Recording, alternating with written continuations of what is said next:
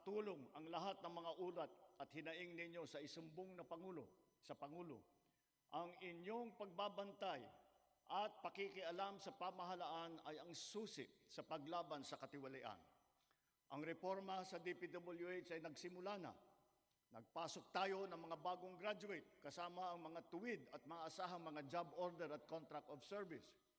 Bukod sa mga flood control project, lahat ng mga proyekto ay sinuri at tiniyak na talagang kinakailangan at maayos mula sa plano, presyo hanggang pagpapatupad.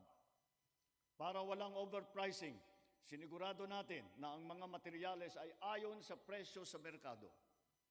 Bantay sarado ang bawat proyekto at ang nakalaang pondo sa transparency portal, integrity chain at katuwang na ang mga civil society organization.